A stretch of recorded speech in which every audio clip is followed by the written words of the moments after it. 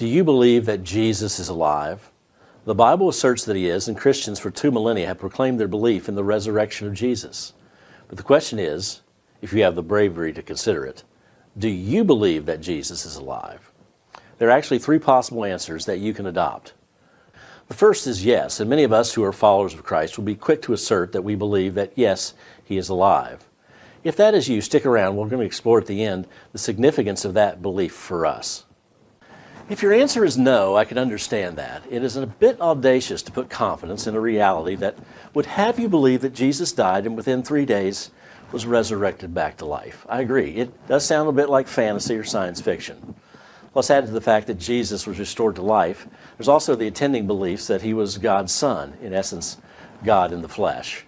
And that post-resurrection, he ascended to heaven and rules with God at his right hand. Yes, indeed, that's a lot to digest. But rather than immediately dismissing it, I would urge you to consider the possibility that indeed, in this instance, the supernatural overruled the natural order. But at least consider the claims of the Bible. And just considering that may be worth your time. If you'd allow me, let me give you 3 reasons you should consider the possibility that Jesus is alive. First, it is reasonable. By that I mean there's a certain logic to the fact that Jesus was resurrected from the dead. Let's use a comparison. Consider the pyramids of Egypt and the theory that they were constructed by a superior race of ancient aliens who used their superior technology to construct what humans could not. You no doubt have heard such theories, and many of us likely have dismissed them for one simple reason. There's a certain lack of reasonableness to that theory. Why would creatures who had such superior knowledge and ability travel light years across space to visit a primitive planet just to leave a colossal stack of rocks? Why not some clearly decipherable message about why they were here and the meaning of their visit? Also, there are credible theories as to how humans, even thousands of years ago, with combined effort and ingenuity and simple tools could accomplish the feats such as the pyramids, as impressive as they are.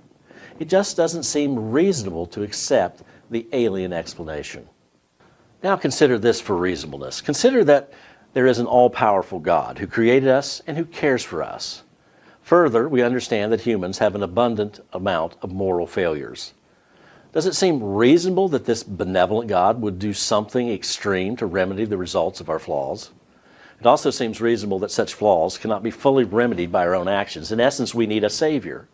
The Savior would have to be superior, in this case God himself, who came into human experience and paid the price for sin through his death on the cross. And through belief in his finished work, we could be restored fully to the God who made us. To many of us, that sounds extremely reasonable. But where does the resurrection fit in?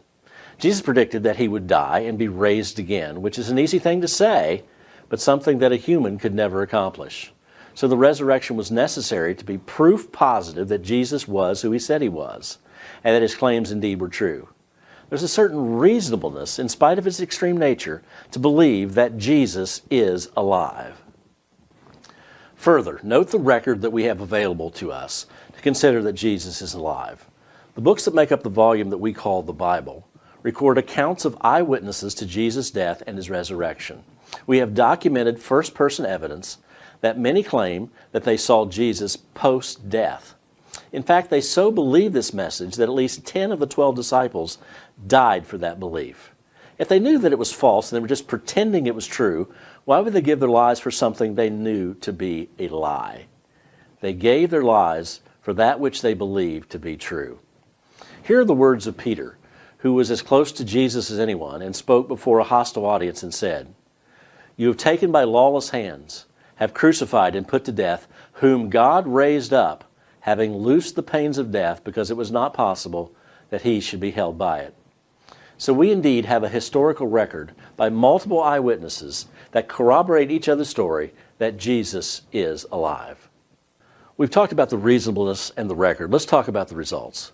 While it may be a bit subjective, I can say for myself, and I know I speak for an unknown multitude of Christians, that having a relationship with him through faith in his death on the cross and the surety of his resurrection, my life has been changed. This change has been documented for thousands of years in the lives of millions of followers of Jesus. Knowing him and following him drastically alters the course of life, the quality of life, and ultimately the destiny of our lives. While we're not perfect, and the record of Christianity is far from perfect, we have as the basis of our confidence of salvation, not in our performance, but in His provision of salvation through His finished work of His death and His resurrection. If you answer yes to the question, do you believe that Jesus is alive? I want to encourage you to use that truth to motivate yourself to continue to see that change take place in your lives. If you're in the category of no, I would encourage you to consider reading the Bible for yourself. I would encourage you to start reading the Gospel of John, which is the 4th book of the New Testament. Don't take my word for it. Take it from this man, John, who was an eyewitness of the resurrection, and see what he has to say about what we should believe. Read it with an open mind, with an open heart, and see what God may say to you.